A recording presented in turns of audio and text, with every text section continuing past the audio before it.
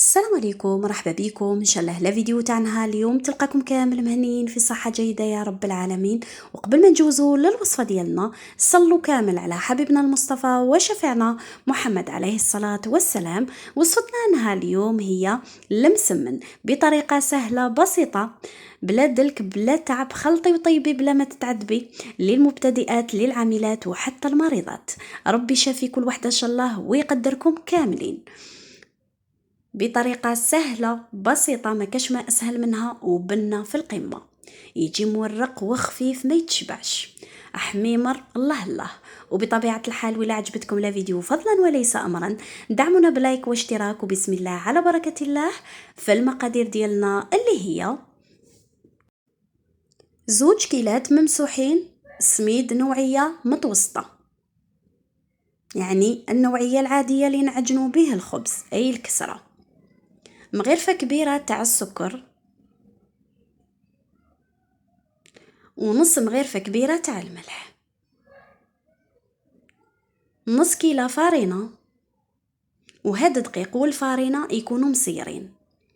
وبالنسبة للكيلة تولي حسب الرغبة، تقدروا انكم تكبروا كما انكم تقدروا تصغروا. المهم هي انه الكيلة اللي نبداو بها في المرحلة الاولى هي نفسها الكيلة اللي نكملوا بها جميع المراحل.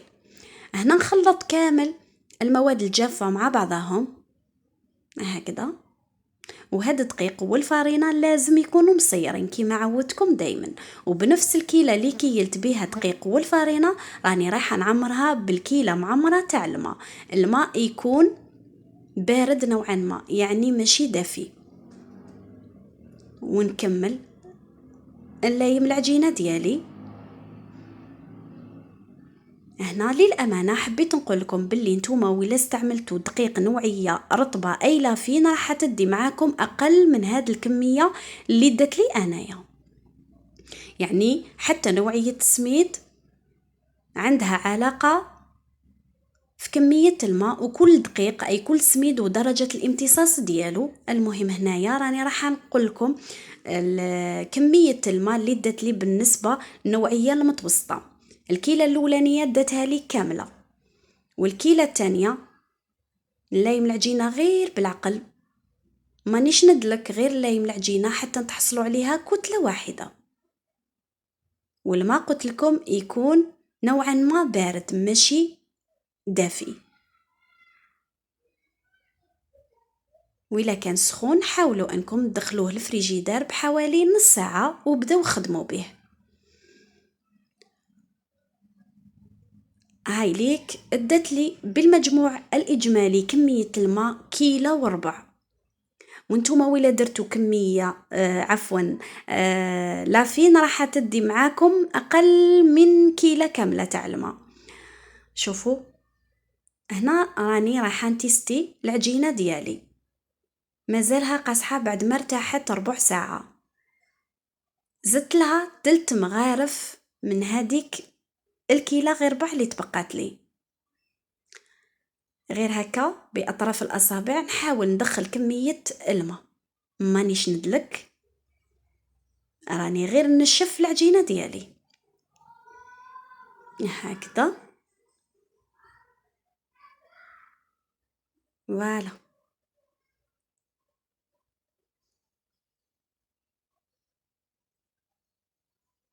نحاول ننشفها كامل من الماء، ونجيب كيس غذائي شفاف نحاول ندير فيه العجينة ديالي ونخليه يرتاح حوالي نص ساعة. وفي المرحلة هذه راني راحة نطلع العجينة ديالي، وممتو راني راحة نضيف لها الإضافة، هذا المكون السحري اللي يخلي المسمن تاعنا حميمر وخفيف ومورق. ندي بلاصي العجينة ديالي كما راكو تشوفوا زادت طلقت روحها. هاي ليكم شوفوا مطاطية وتتلاصق يعني. هاي لك نحاولوا نعاودوا نلموها كتلة واحدة.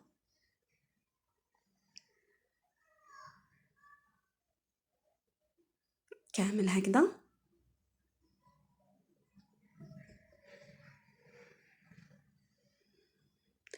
ونجيب المكون السحري الرهيب اللي معتمدته انايا كامل، سواء في عجينة المحاجب ولا المسمن وحتى الشخشوخة. عندي حوالي 2 مغارف كبار تاع الماء حتى 3، حلحلت فيه مغرفة صغيرة تاع لا ليفور أي خميرة الحلويات بما يعادل 5 غرام، حلحلته في ماء يكون بارد، وراني راح نزيد نشف العجينة ديالي بور لا دوزيام فوا هكذا.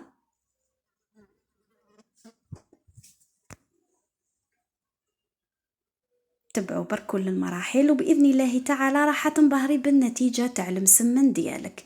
كيما راكو تشوفوا يعني رانا غير ليمو العجينة ديالنا ونحطها ترتاح بور لا دوزيام فوا حوالي 45 دقيقة حتى لسويعة.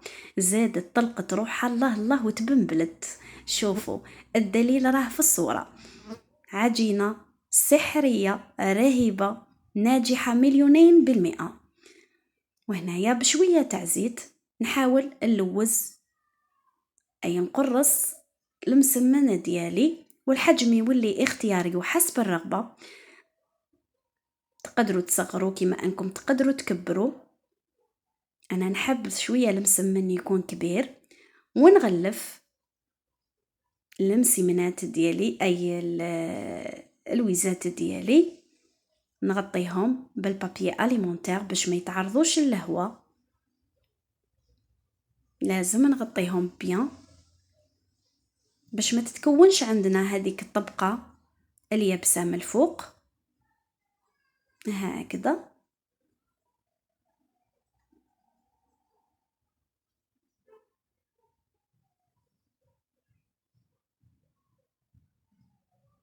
ونحط الخبيزات ديالي يرتاحوا حوالي 10 دقائق حتى ل4 ساعة فقط، ونبدأ نحل. يلا معايا بشوية تاع زيت نحل كامل الجناب، نرقق ونجبد الوسط، راح تتجبد معايا بعد ما رققت كامل الجناب.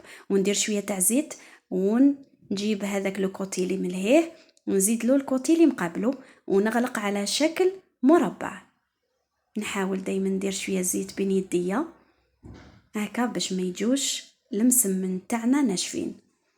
شوفوا، ولي المبتدئات اللي ما تعرفش تشكل عفوا المسمن، تدير بابي كويسون يعني ديروا على شكل مربع وتفتح عليه المسمنات ديالها. ودرت الطاجين تاعي على نار متوسطه ماشي لهبه، ويلا معايا نبداو نطيبوه في المسمن. شوفوا جنب خفيف والبنة واش نحكي لكم، جربوه باش تكتشفوا سر النجاح ديالو والنسبة تاع الضمان تاعو. كما سبق انكم جربتوا كامل المعجنات ديالي وانبهرتوا بالنتيجة ودعيتوا لي عليهم دعوة الخير، نقول لكم ربي يعطيكم خير على خير ويخليكم ليا ان شاء الله. شوفوا طيبتهم على لون ذهبي حميمرين الله الله، وشوية تاع زيت في الطاجين. كما انكم تقدروا تطيبوهم في المقله ولا كريبيير، هذا يولي ليكم شويه تاع زيت ما تكتروش باش برك ما يجوش ناشفين. نقلب الحبيبه ديالي هكذا، غير تبدا الطيب وتحمار نقلب، يعني كل دقيقه نقلب على الجهتين حتى يطيبوا كامل. شوفوا يشهوا ما شاء الله مبنبلين. ويلا نكملوا كامل كمية المسمن ديالنا.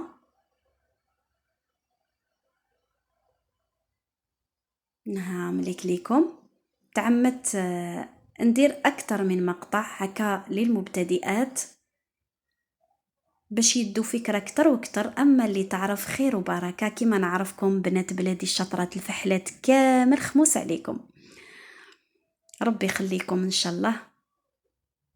هكذا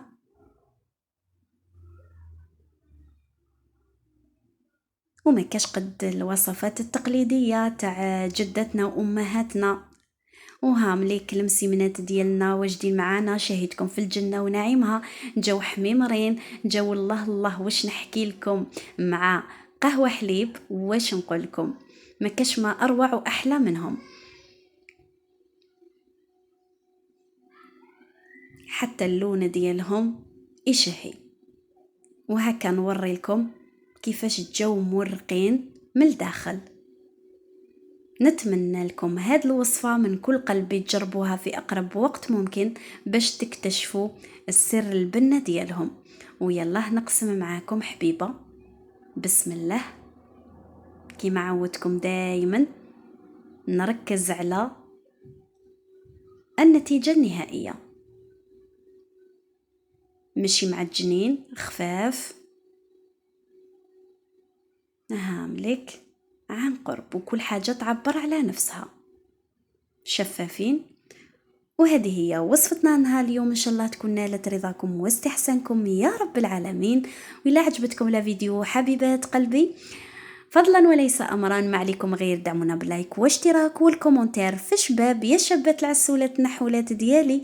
ربي يخليكم ليا يا اعز مشتركات على قلبي. ودوكا ما بقى لي غير نقول لكم تهلاو لي في روحتكم وفي صحيحتكم، وربي يدوم قوستكم. نتلاقاو الى فيديو اخر بحول الله تعالى. استودعكم بالله الذي لا تضيع ودائعه، وسلام الله عليكم ورحمة الله تعالى وبركاته. سلام.